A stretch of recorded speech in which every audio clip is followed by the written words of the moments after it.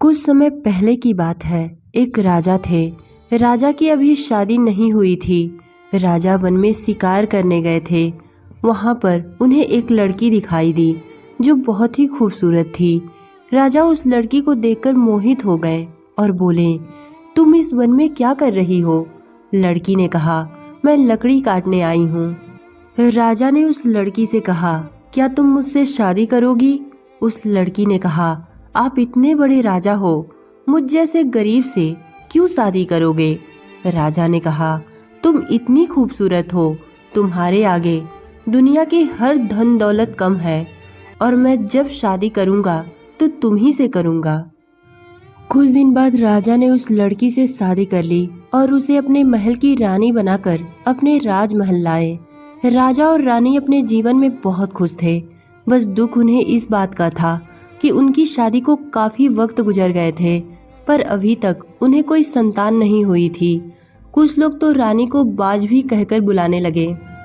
रानी ये सब सुनकर मन ही मन बहुत रोती थी कि मैं दिखने में बहुत खूबसूरत हूँ, पर इतनी खूबसूरती मैं लेकर करूँगी क्या जब मेरी कोई औलाद ही नहीं हो रही है।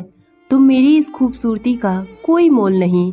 एक दिन रानी से मिलने उनकी एक दूर की सहेली आई। रानी ने अपने मन की बात अपनी सहेली से कही कि सखी, मैं इतने बड़े राजा की पत्नी हूँ, पर मेरी कोई संतान नहीं है। मुझे लोग बाज कहकर बुलाते हैं और राजा को बजवा। मुझे लोग बाज कहते हैं तो मैं किसी तरह सहन कर लेती हूँ, पर मेरे पति को जब लोग बजवा कहते हैं तो मैं तड़प उठती हूँ। रानी की सहेली ने जब रानी की ये दर्द भरी कहानी सुनी तो कहा, चिंता मत करो सखी, मैं तुम्हें एक उपाय बताती हूँ। छठ मैया का व्रत, अगर ये व्रत तुम विधि पूर्वक करोगी तो तुम्हारी गोद जरूर भरेगी। छठ मैया का व्रत बहुत ही कठिन व्रत है। इस व्रत को ध्यान पूर्वक करना होगा, बिना अन्न जल ग्रहण किए। रानी अपनी सहेली की बात सुनकर बोली, कितना भी कठिन व्रत होगा, मैं करने के लिए तैयार हूँ। रानी ने अपने सहेली से इस व्रत की पूरी विधि सुनी और कुछ दिन बाद जब कार्तिक मास में छठ मैया का व्रत आया तो रानी ने विधि पूर्वक छठी माता का उपवास किया, पर रानी को बिना अन्न जल उपवास बर्दाश्त नहीं हो रहा था। व्रत के दिन चुपके से रानी ने अपने लिए 5 लिट्टियां बनाई और 5 लिट्टियां लेकर धीरे से अपने कमरे में चली गई। जब रानी को भूख बर्दाश्त नहीं हुई तो रानी ने खाने के लिए लिट्टी निकाला। तभी कमरे में राजा आ गए। राजा को देखकर रानी डर गई और डर के मारे चुपके से तकिए के नीचे 5 लिट्टियां छुपा दी। पर राजा उसी तकिया के पास बैठ गए जिस तकिया के नीचे लिट्टी रखी थी।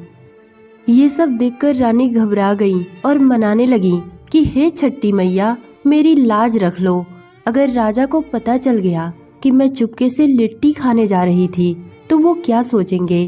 तभी राजा ने रानी से कहा कि महारानी, तकिया क्यों ऊंची लग रही है? इसके नीचे तुमने क्या रखा है? यही कहते हुए राजा ने तकिया उठा दिया तो उन्होंने देखा तकिए के नीचे 5 छोटे छोटे सोने के ईंट रखे थे। जय हो छठी माँ, आपकी महिमा अपरंपार है। राजा सोने की ईंट देखकर रानी से पूछने लगे, महारानी, सोने की ईंट कहाँ से आई है? आपने पहले कभी इसके बारे में मुझे नहीं बताया। रानी ने कहा, क्या मैं पहले बताऊं? अभी अभी तो मेरे मायके से आई है। राजा ने कहा, पर आप तो कहती थी कि मेरा मायका बहुत गरीब है, फिर ये सोने की ईंट कहाँ से आ गई? रानी ने डरते डरते राजा से कहा कि मेरा मायका पहले बहुत गरीब था, पर अब वहाँ पे बहुत धन संपत्ति हो गई है।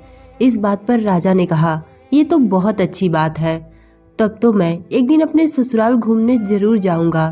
रानी ने हिचकिचाते हुए कहा, हाँ हाँ क्यों नहीं, क्योंकि रानी को तो पता ही था कि मैं झूठ बोल रही हूँ। ये सोने की ईंट नहीं, ये तो छठ मैया की महिमा है। छठ मैया ने मुझे बचाने के लिए ये सब किया है। इसी तरह बिना अन्न जल ग्रहण किए रानी का व्रत भी संपन्न हो गया। 1 से 2 दिन गुजरने के बाद राजा रानी के मायके यानी अपने ससुराल जाने की तैयारी करने लगे। अगले दिन राजा और रानी के मायके जाने के लिए निकल पड़े। रानी पालकी में बैठकर मन ही मन छठ मैया से विनती कर रही थीं कि हे माँ, अब मैं क्या करूँगी। मेरा मायका तो बहुत ही गरीब है और राजा को ये बात जब पता चलेगी कि मैंने उनसे झूठ बोला है तो वो मेरे बारे में क्या सोचेंगे। राजा रानी के बताए हुए रास्ते पर चलते जा रहे थे, पर रानी का मायका कहीं दिखाई नहीं दे रहा था और इधर रानी की सांसें अटक रही थी कि अब क्या होगा। काफी दूर जाने के बाद जब रानी का मायका कहीं नजर नहीं आया तो राजा ने रानी से पूछा, महारानी, आखिर आपका मायका कितना दूर है। राजा के इस सवाल पर फिर एक बार रानी ने कहा, कुछ दूर चलिए, अभी आ जाएगा। यही कहते कहते राजा और रानी एक जंगल की तरफ चले गए। जो ही वो लोग जंगल की तरफ गए तो जंगल में उन्हें एक बहुत बड़ा महल दिखाई दिया।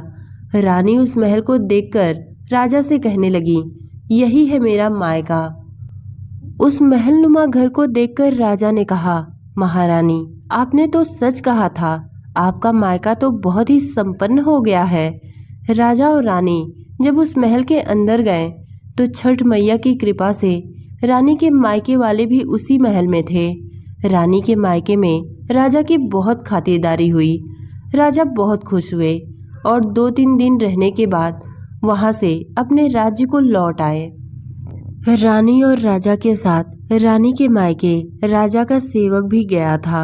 1-2 दिन गुजरने के बाद राजा का सेवक राजा के पास आया और कहने लगा, महाराज, जब हम लोग रानी के मायके गए थे तो हमारा एक कीमती सामान रानी के मायके में ही छूट गया।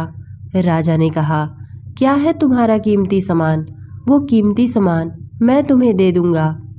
राजा के सेवक ने कहा, महाराज, मेरा एक चमत्कारी शीशा था, वही छूट गया है और मुझे अपना शीशा लेने रानी के मायके जाना ही पड़ेगा।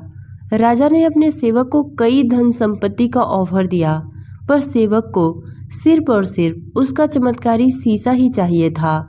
इसलिए राजा ने अपने सेवक को रानी के मायके जाने की इजाजत दे दी।